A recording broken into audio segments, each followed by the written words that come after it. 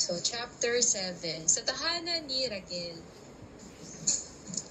Matapos mag-usap, lumakad na sina Tobias at Rafael. Pagpasok nila sa Ecbatana, sabi ni Tobias, Azariah, samahan mo na ako sa kamag-anak kong si Raquel. So, dito na makikita natin na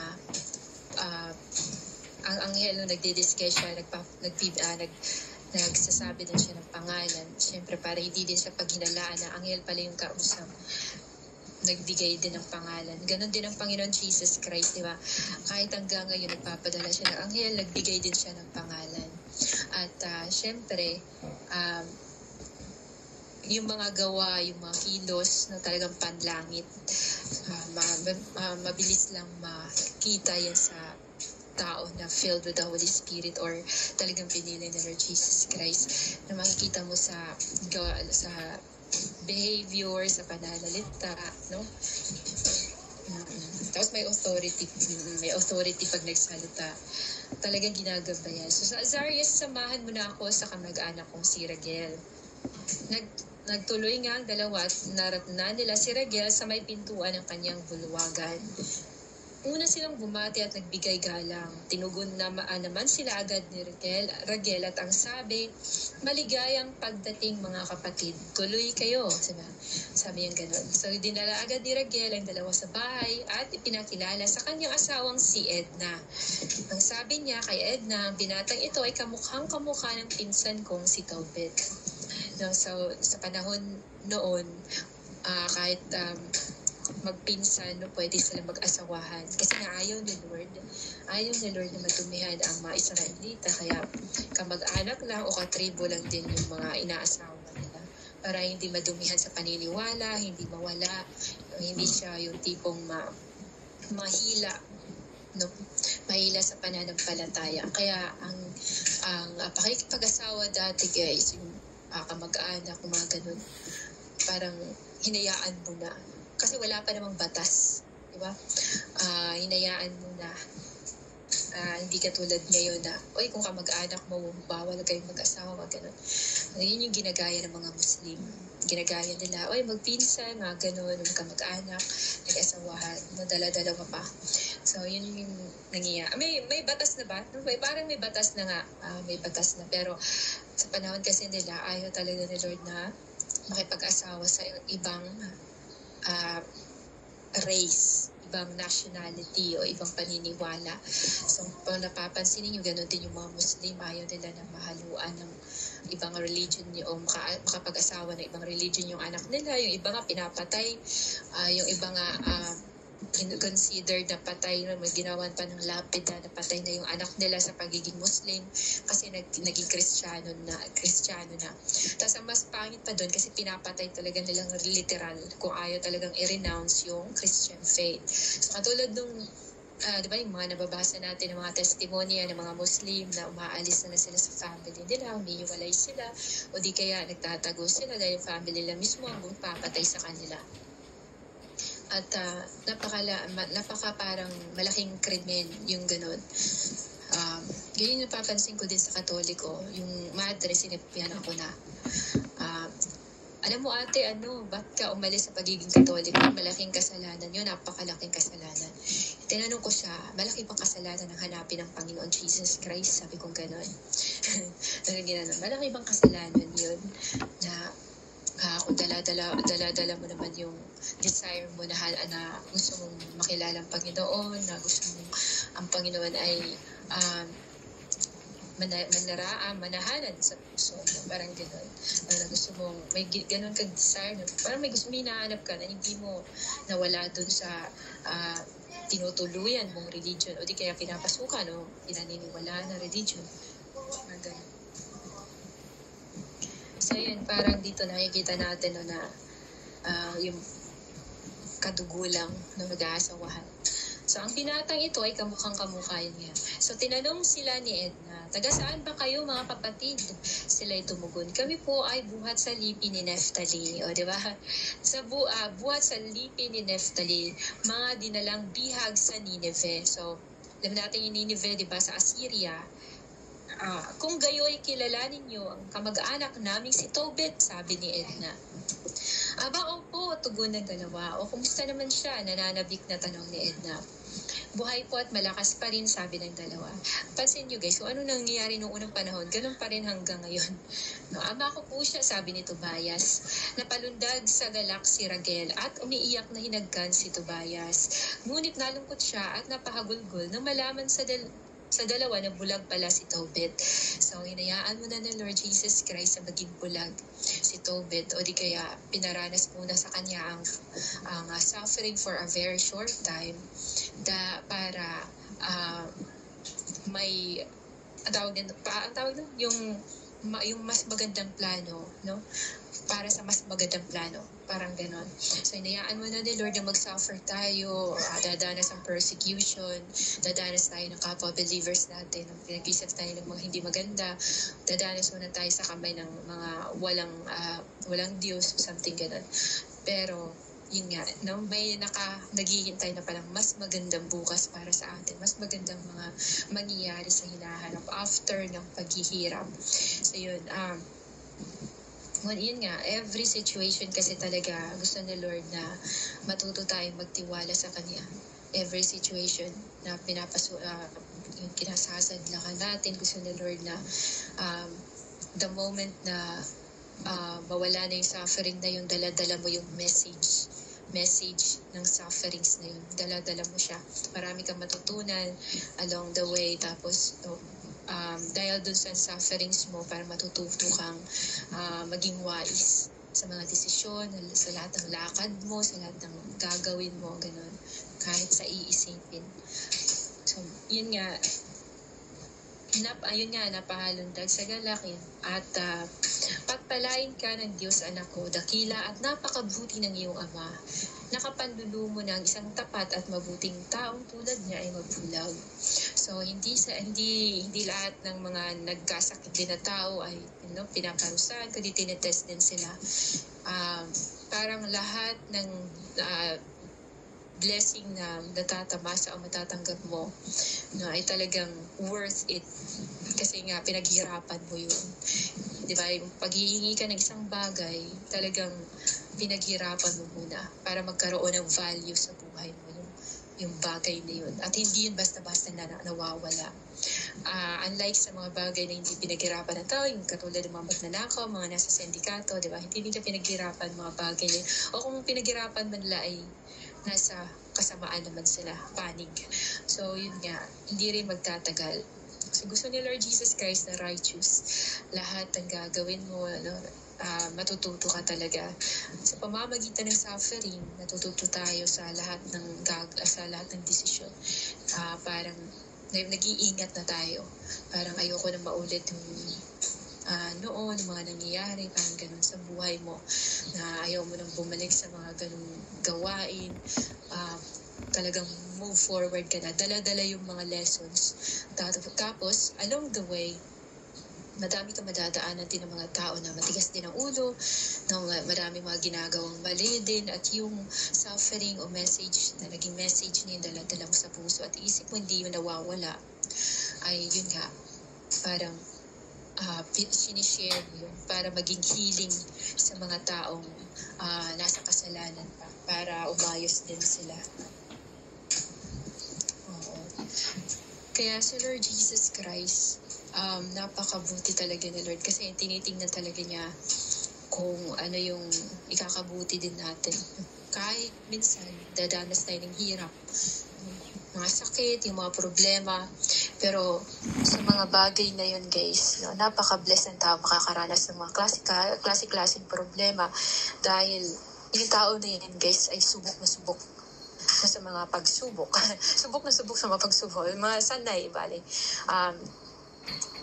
Ano na siya, yung tipong matibay. May matibay din na pundasyon. Malakas sa spiritual, sa pagtitiwala sa Diyos, o di kaya pananalig sa Diyos. Maganda talaga yung marami kang maranasan. Pero yung iba, kapag nakaranas na sila na hindi maganda, maingay, yung sasakyan, kapag nakaranas na sila na hindi maganda, biniblame nilang Panginoon Jesus Christ, kahit sila naman ang may gawa. No choice nila yun. Kaya nga, sa salita ni Lord, natututo tayo no, ng repentance. Natututo tayo na maganda talaga magpakumbaba. Natututo tayo na maging kahit pa mahirap yung dadanasin natin, talagang we stay righteous pa din for the Lord Jesus Christ. No, righteous in the sense you believe the Lord, you have still the faith of the Lord Jesus Christ. No, kasi yung faith natin, yun yung nakakapagpa-righteous, no? Kasi kung sa gawa titingin si Lord Jesus Christ, sablay tayo araw-araw. No, every second, sablay tayo. Kahit yung sa feelings natin at sa isip, wala na. No? At yun nga, so gusto ni Lord Jesus Christ sa lahat ng mga sufferings natin na talagang may makukuha kang aral. No, parang ayaw ni Lord na mag-jump off ka lang sa problema na lang wala kang nakukuha na lesson, wala kang naiintindihan sa kung anong gusto niya iparating. Kaya minsan, di ba, nasasabi natin, okay, ang gusto ni Lord Jesus Christ para sa akin. Pero yun nga, pero kapag tinitest ka na, yun kasi ang test kasi talaga, nagdadala yun ng understanding, knowledge, no, wisdom. Tapos gusto natin malaman kung anong gusto ni Lord. Tapos yun nga yung nangyari sa mga sitwasyon, no, na hindi mo maintindihan. Bakit kaya nagkakaganito? Kasi may iba palang ipapagawa si Lord. Na parang upside down, nag-upside down, o di kaya masyadong nag-turn yung mga pangyayari.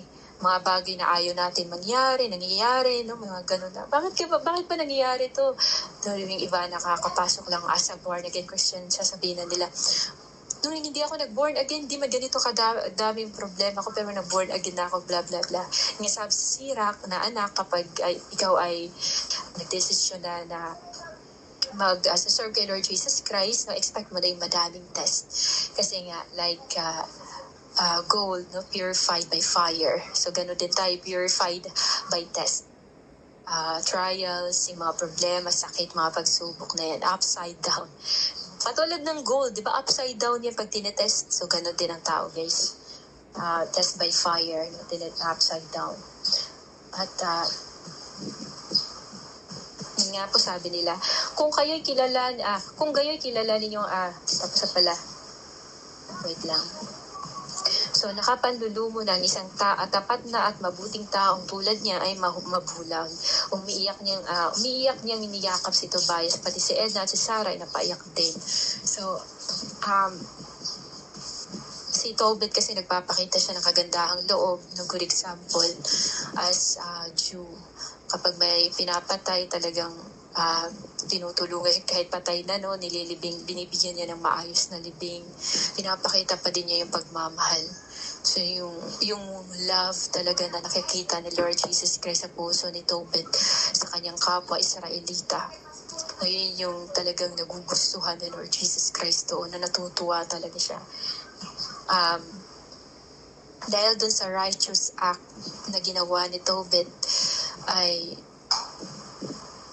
alam mo yung parang dadanas muna siya sa darkness, tapos sa kalaunan ay makikita na din niya yung liwanag. Yung pahirapan ka muna, pero hindi maikumpara yung blessing na darating sa suffering na meron ka ngayon. Kasi minsan ang mga tao, na ang tinitingnan lang nila yung sakit, yung nangyayari sa buhay nila. Hindi nila tinitingnan kung anong maaaring, no, mangyayari sa hinaharap. Kasi nga si Lord Jesus Christ nakakakita. May panahon na magkakasakit ka, may panahon na, no, nagagaling ka din. May panahon na ikaw ay malulugmok sa problema. May panahon din na maiahon ka ng Panginoon Jesus Christ. Mga ganun ba? Panahon. Ang kasal ni na Tobias at Sarah. Matapos ang kanilang pagpapakilala at pagkukumustahan, nagpapatay si Raguel ng barakong tupa mula sa kanyang kawan at naghanda ng isang salo-salo. Bago kumain pagkatapos maligo ni na Tobias at Rafael, sinabi ni Tobias sa kanyang kasama, "Kapatid na Azarias, hingin mo na kay Raguel ang kamay ni Sarah para sa akin." Alam niyo guys, kahit na sabihin na natin na parang magbabayad si Tobias kay Azarias o kaya si Tobit. Pero ang titingnan natin dito yung maayos sa pagpapalaki talaga ni Tobit kay Tobias. No? maniniwala talaga ako na ang education nagsisimula talaga sa pamilya, sa parents. Kung paano ginagabayan ng bata, kung paano tinuturuan, kung ano yung mga nakikita ng bata, yun yung ginagaya din niya. Tapos kung ano attitude ng parents, ganun din magiging attitude ng bata. Kasi yun nga, yung first lesson na makukuha nila mismo sa bahay. At yun yung nakikita natin noon. Kung tutuusin, pwede niya sabihin, Azarias, pwede mo ba na ganito, ganyan. Pero alam niyo guys, malaki ang respeto niya kay Azarias. Kahit sa araw na yun lang niya na nakilala si Azarias na ipapasama sa kanya ng papa niya. Nakilala niya si Azarias, si Rafael pala. Pero ang sinabi niya, kapatid, sabihin ganon, kapatid na Azarias, hingin mo na kay Raquel ang kamay ni Sarah para sa akin. Diba? Parang yung pag-utos niya, doon pa yung respeto na hindi siya ibang tao. Hindi iniisip ni Tobias na ibang tao si Azarias. Kasi alam din ni Tobias na malaking nagagawa at babae din si Azarias. At yun nga guys, no, kung ano din pinapakita mo sa iba, ganun yung reflection din na ginagawa mo, babalik. Ay, parang tawag din, basta magre-reflect din sa tao na kasama mo o mga kahit sa kasama mo sa bahay, yung mga ginagawa mo, attitude mo, magre-reflect din kung ano din yung trato nila sa'yo. Parang ganon. So, yung sa kabutihan na ginawa, kahit sa pagsasalita, andun yung respeto talaga ni Tobias. Makikita mo talaga na mabait siyang bata. At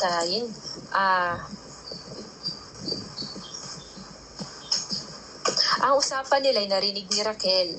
Kaya't sinabi niya kay Tobias, kumain ka at uminom, magsaya ka ngayong gabi sapagkat ikaw na ang mapapangasawa ni Sarah. Wala akong karapatang ibigay siya sa iba sapagkat ikaw ang pinakamalapit kong kamag-anak. Subalit may ipagtatapat ako sa iyo. Si Sarah ay naipakasal ko na sa 7 lalaki na mga kamag-anak din, ngunit lahat sila'y namatay kapag sila'y sisiping na sa kanya. Ang paniwala ko hindi mangyayari sa iyo ang gayon. Iingatan ka ng Panginoon, kaya kumain ka, uminom at pumanatag. Sumagot si Tobias, hindi po ako kakain at iinom hanggat hindi ko nakakamtan si Sarah. So yun nga na inayaan na Lord Jesus Christ guys na mamatay o patayin ng diablo o demonyo, no, si Asmodeus, patayin ang mga nagiging asawa ni Sarah noon, mga 7 asawa. Kasi nga, nung ginawa ni Lord Jesus Christ, hanggang magiging 7 yung asawa ni Sarah na hindi pa din nagwagim o hindi pa din naging successful yung marriage na pa sa iba. Kasi hindi talaga para sa iba si Sarah. So para siya kay Tobit. Kung titingnan ninyo, 7 kalalaki na ipakasal kay Sarah, pero lahat ng yan ay namatay. So pagka number 8 na guys, di ba yung number 8 is the beginning, no, pagsisimula ng buhay nila ni Tobit at ni Sarah. So ang laki talaga na nagagawa ng number 8. Number 8 kasi nga ganun din kalaki ang planet New Jerusalem, no? New beginning, the new beginning. Dati akala ko ang number 8 ay masamang number 2 ay 8, sabing ganun. Ang parang gusto ko na 7, 3, mga ganun. Kaya hindi ko akalain ang 8 pala ay, ang meaning ay the new beginning. So, maingay sila dito nung naririnig nyo ba yung ng kahoy? Ang tawag na, sila ng panggatong, ay tawag nito? So yun nga, anong kinakatakutan din ni Raquel kasi yun nga naging isang pinakamalapit nilang na mag-asawa, na kamag-anak, mag-asawa tuloy. Oo nga, magalang amo. So yun, mangyayari ang nais mo, yun nga. Ayon sa kautusan ni Moises, si Sarah ay asawa mo na. Iyan ang kapasihan sa langit. Di ba? Kapasihan sa langit. Parang na-predict na kung anong future nilang dalawa ni Sarah. Kaya kunin mo na siya at mula ngayon, ikaw ay sa kanya at siya naman ay sa iyo magpakailanman. Naway pagpalain kayo ng Panginoon ngayong gabi, kahabagan nawa kayo at bigyan ng kapayapaan. So yun nga. Dahil yun nga ang para kay Sarah ay si Tobit. Minsan, it takes time, no? It takes time para makita mo yung soulmate mo o ma-meet mo yung soulmate mo, dadanas ka muna ng hirap, no? Maglalakad ka papuntang saan ba yung lugar nila, di ba? Mula Nineveh sa lugar nila, Raquel. Imagine, na ilang araw ka maglalakad para lang andun pala yung mapapangasawa mo. So, hinayaan muna ni Lord Jesus Christ. Pero kung titingnan natin, hindi sila yung tipong pagod na pagod kasi syempre anghel yung kasama. Talagang ginagabayan, tinutulungan sila ni Lord. Hindi talaga mag-fail ang goodness ni Lord Jesus Christ sa mga taong tunay na nagtiwala sa Kanya at righteous. So, yun. Pagkatapos tinawag ni Raguel si Sarah at ibinigay kay Tobias. Sinabi niya, Tobias, ayon sa kautusan ni Moises, si Sarah ay asawa mo na. Ay parang na...